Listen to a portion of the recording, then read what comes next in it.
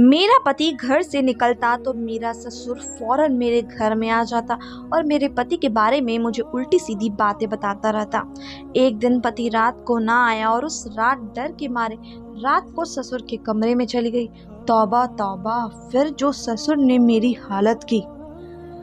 कुछ रातें ऐसी अंधेरी होती है कि इंसान के ज़िंदगी को हमेशा के लिए अंधेरे में धकेल देती है। आज की रात भी कुछ मेरे लिए ऐसी ही साबित हुई थी। मेरा पति रोहित अभी तक घर नहीं आया था और रात का 1 बज रहा था। मैं लाउंज में चक्कर काटकर इसका इंतजार कर रही थी। बार बार मेरी नजरें घड़ी की सुइयों पर जाकर टिक जाती। जैसे जैसे ये सेकंड की सुई चल रही थी, मेरे दिल की धड़कनें भी वैसे ही तेजी से चलने लगी थी। मैं दिल ही दिल में रोहित के घर आ जाने की प्रार्थना कर रही थी। वो अभी तक नहीं आए थे कि अचानक से घर की लाइट जल गई। मुझे अंधेरे में बहुत डर लगा था और उस वक्त पूरा घर अंधेरे में डूब चुका था। मेरे पहले ही रोहित के ना आने की वजह से बहुत परेशान थी और ऊपर से ये अंधेरा, मुझे कुछ भी नजर नहीं आ रहा था। मुझे लगा जैसे मेरी आंखों की रोशनी ही चली गई हो। मैं चीज़ों को टटोलते हुए बड़ी मुश्किल से अपनी कमरे की तरफ बढ़ रही थी कि जब गली का कुत्ता यूं भौंका जैसे घर के अंदर मौजूद हो। मेरी तो जान ही निकल गई। उस वक्त मुझे बहुत डर महसूस हो रहा था और घर में मेरे और मेरे ससुर के अलावा कोई नहीं था। वो भी अपने कमरे में सो रहे थे और इस वक्त मैं लाउंज में अकेली थी। मुझे लगा कि जैसे गली में भौंकने वाला कुत्ता हमारे आंगन में कूद चुका है और वो अभी मेरे पास पहुंच जाएगा। इस सोच ने मेरी सूझबूझ कम कर दी और अंधाधुंध मैंने ना जाने कैसे ससुर के कमरे पर पहुंचती। मैंने उनके कमरे का दरवाज़ा ज़ोर ज़ोर से धड़धड़ाया। लाउंज भी अंधेरे में डूबा हुआ था। जब कमरे का दरवाज़ा खुला और डर के मारे मैं बुरी तरह की काँप रही थी, मैंने कहा कि पिताजी, लगता है आंगन में कुत्ता आ गया है।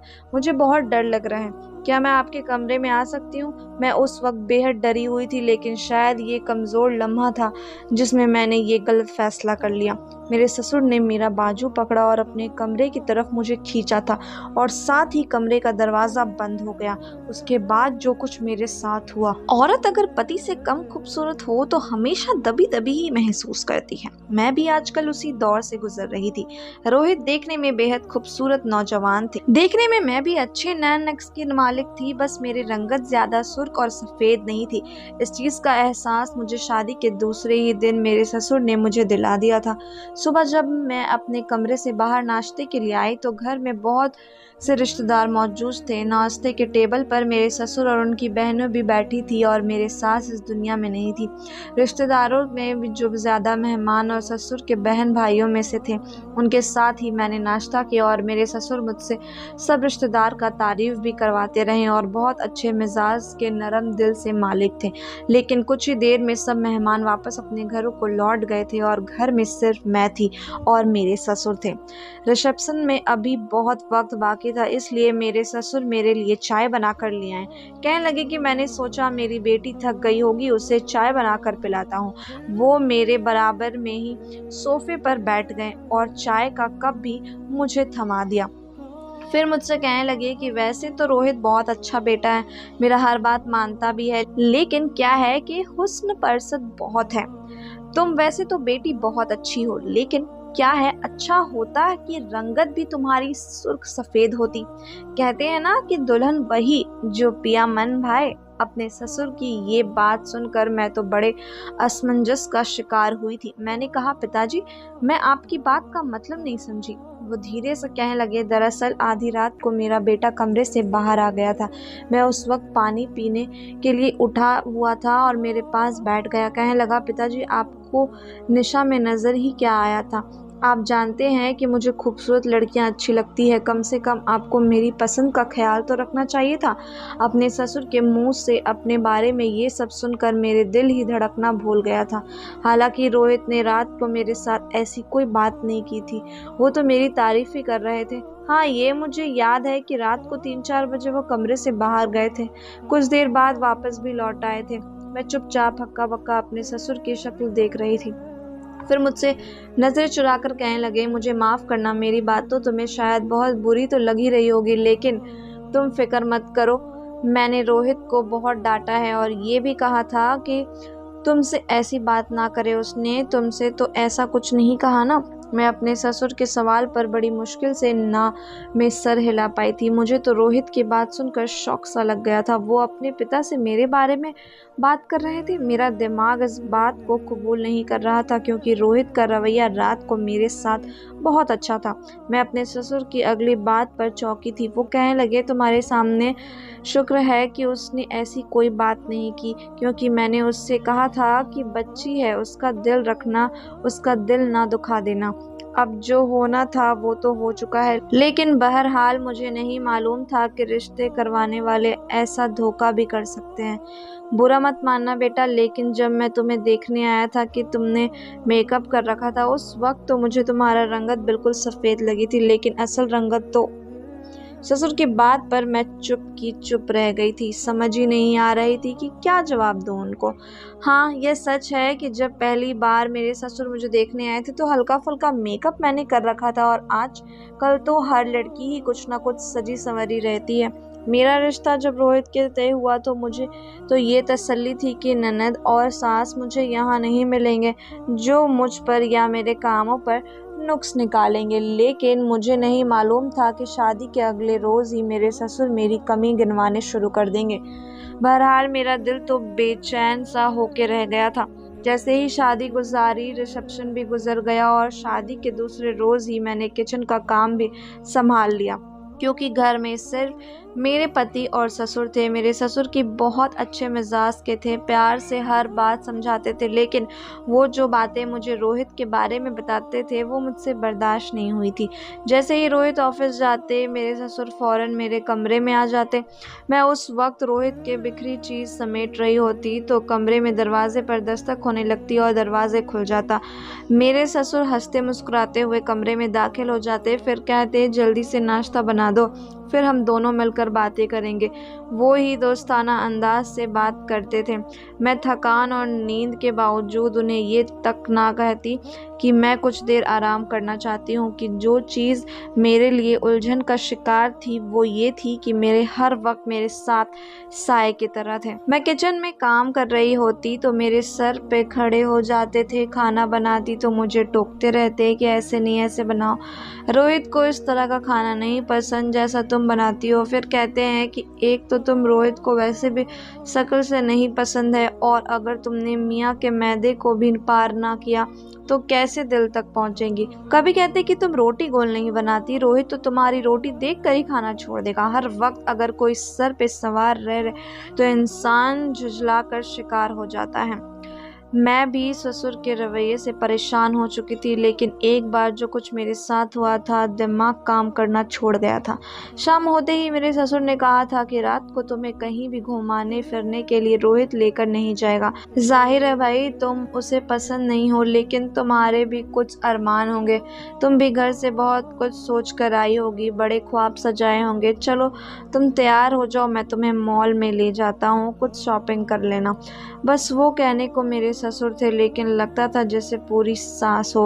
मैं जितनी मर्जी कोशिश कर लेती कि उनके दिल जीतूं, उनकी मर्जी के मुताबिक काम करूं, लेकिन मेरा कोई काम उन्हें पसंद ही नहीं आता था। वो मेरे हर काम में नुक्स निकालते और कहते कि रोहित को ये सब चीज़ें पसंद नहीं है। मैंने मार्केट जाने से इनकार कर दिया। मैंने कहा नहीं, रहने दो, मेरा दिल नहीं चाह रहा, लेकिन फिर भी वो मुझे ज़बरदस्ती मार्केट ले गए। कहने लगे कि मैं तुम्हें तोहफे में बहुत खूबसूरत जोड़ा देना चाहता हूँ। वो मुझे मॉल ले गए और फिर कहने लगे, तुम अपनी पसंद का कोई जोड़ा पसंद कर लो। मुझे एक ब्लैक कलर का सूट पसंद आया। मैंने कहा कि ये बहुत प्यारा है, तो वो जोर से हंसकर कहने लगे कि पहले ही तुम्हारा रंग कम काला है जो तुम काला रंग पहनकर उसे काला रखना चाहती हो। उन्होंने मुझे लाइट फिरोजी रंग का जोड़ा लेकर दिया। ये रंग मुझे बिल्कुल भी पसंद नहीं आया, लेकिन मैं चुप हो गई। फिर मेरे ससुर कहने लगे, जैसे तुम्हारी रंगत है उससे लाइट कलर ही अच्छे लगेंगे। अभी वो ये बात कर रहे थे कि जब मैंने सामने ही शॉप में रोहित को एक लड़की के साथ देखा, मेरे तो होश उड़ गए। मेरे ससुर ने भी उसे देख लिया था। रोहित के साथ जो लड़की थी वो बेहद खूबसूरत किस्म की थी। उसे देखकर मेरे ससुर कहने लगे कि देख लिया तुमने रोहित को? मैंने तो तुमसे कहा था कि ये हुस्न परसत है, जहाँ भी इसे खूबसूरत लड़की मिलेगी वो वहीं जाएगा। सामने रोहित हंस हंस कर उस लड़की से बातें कर रहा था और ये देखकर मेरे आंसू टिप टिप बहने लगे। मैंने कुछ भी नहीं खरीदा और वापस आ गई। मेरा जी चाह रहा हर चीज़ को तहस नहस कर दूं। कैसे दोहरी शख्सियत का मालिक था, मेरे साथ भी मोहब्बत जताता था और बाहर दूसरी लड़की के चक्कर में भी था। मेरे ससुर कहने लगे कि देखो बेटा, मैं तो तुम्हें कभी घर को बर्बाद करने का मशवरा नहीं दूंगा, लेकिन मर्द आज़ाद पंछी होता है, ख़ास तौर पे अगर वो हुस्न परसत हो। तो हाँ, अगर तुम खूबसूरत होती तो बात कुछ और थी, लेकिन देखो ना, यही वक्त रोहित को तुम्हें देना चाहिए और तुम्हें बाहर लेकर जाना चाहिए, और वो किसी और खूबसूरत लड़की के साथ घूम रहा है। अगर तुम खूबसूरत होती तो आज उसकी जगह तुम उसके साथ घूम रही होती। मैं अपने बेटे के स्वभाव के अच्छी तरह के वाकिफ़ हूँ। मेरा रो रो कर बुरा हाल था और मेरे ससुर ने पानी का गिलास मुझे पकड़ाया और बिल्कुल मेरे बराबर में बैठ गए और अपने हाथों से मेरा सर सहलाने लगे। कहने लगे, परेशान ना हो, मैं रोहित को समझाऊंगा, लेकिन उसकी गारंटी नहीं ले सकता। मैं पूरा दिन रोहित की खातिर उसकी पसंद के खाने बनाती, उसके घर को सजाती संवारती, खुद को भी उसके रंग में डालने की कोशिश करती, लेकिन फिर भी उसे मेरी कोई भी कुर्बानी नज़र नहीं आती थी। रात को जब रोहित घर पहुंचता तो मैं अपने कमरे में ही बैठी हुई थी, रो रही थी। मुझे देखकर कहने लगे, तुम्हें क्या हुआ, तबीयत तो ठीक है? मेरा जी तो चाह रहा था उसे बता दूं कि तुम्हारी असलियत जान गई हूँ, लेकिन मेरे ससुर ने मुझे सख्ती से मना किया था और कहा था कि बेटा, इस तरह से तुम्हारा घर खराब हो जाएगा।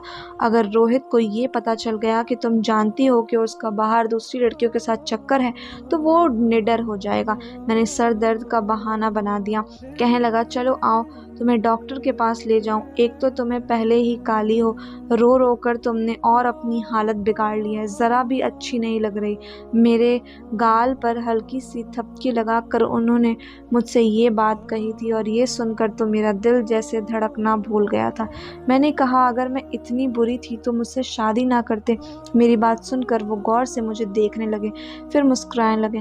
कहने लगे, बस बहुत बड़ी गलती हो गई, लेकिन अब क्या करूं, गलती तो कर बैठा हूं ना, मुझे निभाना ही पड़ेगा। ये कहकर हंसते हुए मेरे बराबर में बैठ गए, मेरा हाथ थाम लिया और कहने लगे, मजाक कर रहा था, चलो उठो तो मैं डॉक्टर के पास लेके जाता हूँ। लेकिन मैं जानती थी कि वो मजाक नहीं कर रहे थे। शायद मेरे ससुर ने उन्हें डांटा होगा, इसलिए दिल की बात कहने के बाद उसे मजाक का नाम दे रहे थे। मैंने अपना हाथ उनके हाथ से खींच लिया। मैंने कहा, मुझे कहीं नहीं जाना, मेरे सर में दर्द है, मेडिसिन खाऊंगी, ठीक हो जाऊंगी। ये कहकर मैं कमरे से बाहर निकल गई, लेकिन मेरा दिल बहुत दुख हो चुका था। पति अगर बीवी को मोहब्बत ना दे या उसके कमियों में नज़र रखे तो धीरे धीरे बीवी का प्यार भी कम होता चला जाता है। मेरा दिल भी रोहित की तरह उनकी ओर से हटने लगा था। एक बार ससुर ने कहा कि उनके खानदान में किसी को शादी के, इसलिए मैं तैयार हो जाऊं। मैंने एक बहुत खूबसूरत सा जोड़ा निकाला जो मेहरून कलर का था और तैयार भी पूरे दिल से हुई थी। आईने में खुद को देखा तो मुझे खुद पर प्यार आया था, क्योंकि मैं इतनी भी गहरी रंगत की मालिक नहीं थी, हल्की गंदी रंगत की मालिक थी। मुझ पर पहनना ओढ़ा हुआ बहुत अच्छा लगता था। उसी वक्त रोहित कमरे में दाखिल हुए और मुझे देखकर कुछ पल को मुझे देखते हुए रह गए। उस दिन मुझे लगा जैसे मैं जीत गई हूँ। शायद मेरे पति का दिल मेरी तरफ आकर्षित होने लगा है। वो मेरे बराबर में खड़े हो गए। कहने लगे कि तुम जितनी मर्जी सच संवर लो, देखो मुझसे तो कम ही प्यार लगती है। यह कहकर उन्होंने मुझे अपने साथ लगाकर खड़ा किया, अपना बाजू फैलाकर मुझे अपने करीब भी किया था। फिर मुझे सामने आईने की तरफ दिखाने लगे। मुझे लगा मेरा दिल क्षण से टूट गया। तो पिछले 1 घंटे से मैं खुद को सजा रही थी और मुझे लग रहा था कि मेरी सारी तैयारी सच हो चुकी है। अपना चेहरा आईने में मुझे बदनुमा सा देखने को लगा था। शायद मेरे ससुर सही कहते थे कि दुल्हन वही जो पिया मन भाए।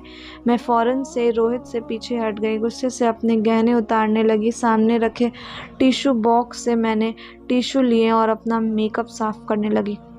मेरी इस हरकत को देखकर रोहित एकदम गंभीर हो गए। कहने लगे, निशा, ये क्या हरकत है, ये क्या कर रही हो तुम? हम पहले ही लेट हो रहे हैं। मैंने गुस्से से कहा कि मुझे कहीं नहीं जाना। वो कहने लगे, ये क्या बचपना है निशा, ज़रा सी बात का इतना तमाशा मत बनाओ। मैंने कहा कि मुझे वहाँ जाकर भी अपना मजाक नहीं उड़वाना, क्योंकि मैं तो आपके साथ अच्छी लगती ही नहीं।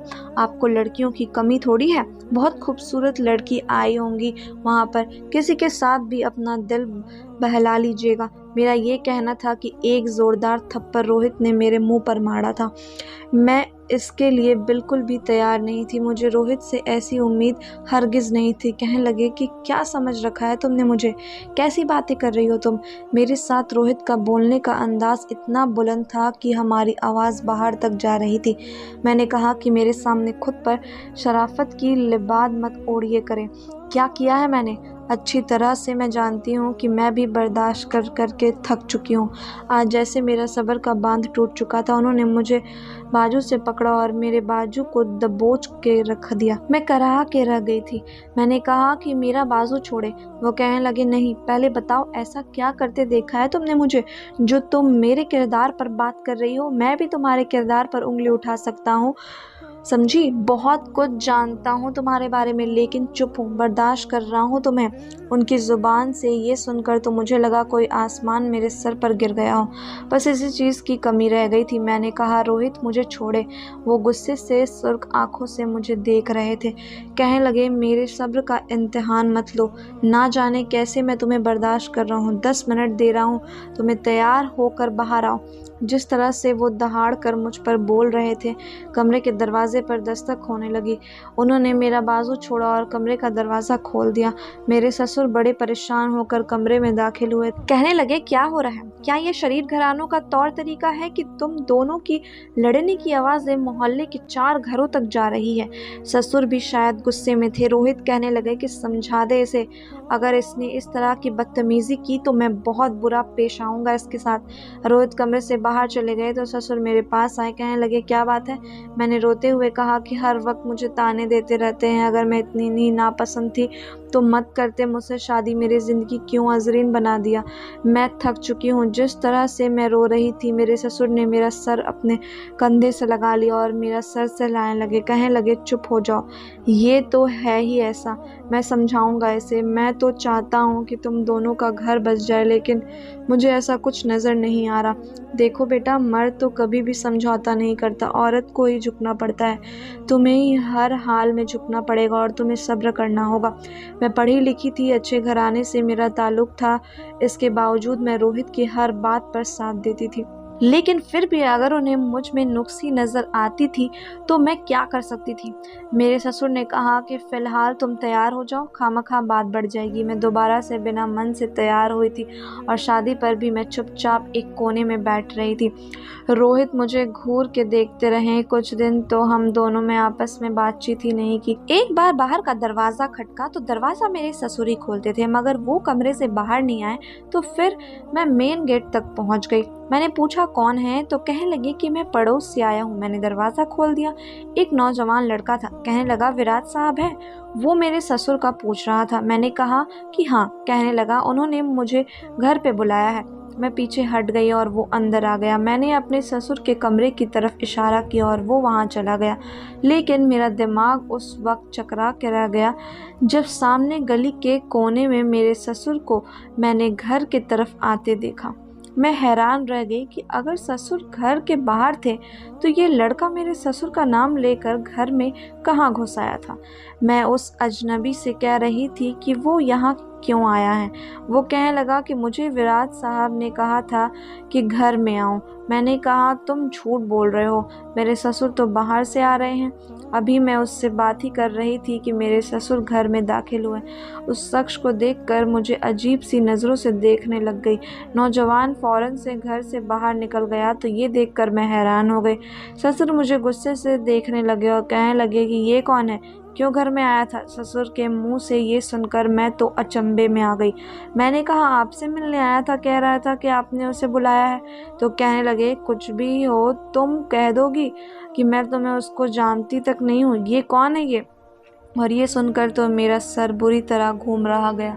मैंने कहा, मैं सच कह रही हूँ कि पिताजी, उसने मुझे यह कहा था। वो कहने लगे, तुमसे कोई कुछ भी कहेगा तुम दरवाज़ा खोलकर अंदर बुला लोगी। मेरे ससुर अभी इस पर बहस कर रहे थे कि जब रोहित घर पे आ गया। हमारी आधी बातें वो सुन चुका था। पिताजी से पूछने लगा कि क्या हुआ है। मेरे ससुर फ़ौरन चुप हो गए और मुझे भी चुप रहने का इशारा किया। कहने लगे, बस कुछ नहीं, कोई बात नहीं। रोहित के बहुत पूछने पर भी वो कुछ ना बोले। रोहित कहने लगा कि वो बातें सुन चुका है, कौन आया था। मगर मेरे ससुर ने कहा कि तुम छोड़ो, मैं हूँ ना, मैं बात को संभाल लूँगा। रोहित मुझे घूरता हुआ कमरे में चला गया तो मेरे ससुर ने कहा कि उसे कुछ मत कहना, मैं नहीं चाहता कि तुम्हारा घर खराब हो जाए। इस बात को अभी 2-3 दिन ही गुजरे थे कि रात को रोहित नहीं आया। मैं बेहद परेशान थी। फिर लाइट भी चली गई। मजबूरन मुझे अपने ससुर के कमरे में जाना पड़ा। लेकिन जैसे ही मैं अपने ससुर के कमरे में गई, मुझे लगा किसी ने मुझे अपनी बाहों के सार में ले लिया है। मैं अच्छी तरह समझ भी नहीं पाई थी कि उसी वक्त कमरे की लाइट रोशन हुई और मैंने देखा मेरे ससुर बेड पर पड़े बेसुधा सो रहे थे और वही लड़का मुझे जकड़े हुए था जो मेरे ससुर का कह के घर में घुस आया था। ये देखकर तो मेरी जान ही निकल गई थी। मैं उससे अपने आप को छुड़वा रही थी कि उसी वक्त रोहित कमरे में दाखिल हुए और ये सब देखकर तो रोहित ने लड़के को मारना शुरू कर दिया। मेरे ससुर भी उठकर बैठ गए। कहने लगे, उसी नौजवान ने और तुम्हारी बीवी ने मिलकर मुझे बेहोश कर दिया है। अच्छा हुआ कि तुम रंगे हाथों इसको पकड़ चुके हो। ससुर की बात सुनकर भी मैं हैरान हो गई थी। मैंने कहा, यह आप क्या बात कर रहे हो पिताजी। वो कहने लगे, बस इसी दिन के लिए कहता था रोहित कि इस लड़की से शादी मत करो, मेरी भतीजी से कर लो, लेकिन तुम्हें तो अपनी मर्जी करनी थी। देख लिया इस लड़की से शादी का नतीजा। मैं अपने ससुर की सारी साजिश को अब जाके समझी थी। लड़का तो भाग चुका था। शायद मेरे ससुर ने ही उसे किराए पर बुलाया था, रोहित के दिल में मेरे लिए नफरत डालने के लिए। मेरे पति ने मेरे भाई को फ़ोन किया और बोला कि अपनी बहन को आकर ले जाइए, लेकिन मैंने रोहित को सारी बात बता दी। मैंने कहा कि पिताजी ही मेरे दिल में तुम्हारे लिए गलत बातें डालते रहे, मेरा कोई कसूर नहीं है। तुम जिसे चाहे मुझसे कसम उठवा लो और इस शख्स को ही नहीं जानती। रोहित ने कहा, ठीक है, मैं कल उस लड़के को ढूंढ कर सच्चाई बुलवा लूँगा। कहने लगा, तुम झूठी हुई तो मैं तुम्हें वही तलाक दे दूँगा। अगले रोज़ रोहित ने उस लड़के को ढूंढ भी लिया और उसे मार मार कर सच बोलने के लिए कहा। तो उसने मेरे ससुर की सारी मंसूबा उसे बता दी। रोहित ने मुझे किसी दोस्त की शादी में देखा था तो अपने बाप से ज़िद करके मेरे लिए रिश्ता भेजा था और मेरे ससुर अपनी भतीजी को लाना चाहते थे। ये सारा खेल भी उन्होंने इसलिए रचाया था ताकि रोहित मुझे छोड़ दे और वो उसकी शादी अपनी भतीजी से कर ले। कौन कहता है कि साजिश सिर्फ सास ही बहू के खिलाफ करती है। कभी कभी ये काम तो ससुर भी अंजाम दे देते हैं। धन्यवाद दोस्तों।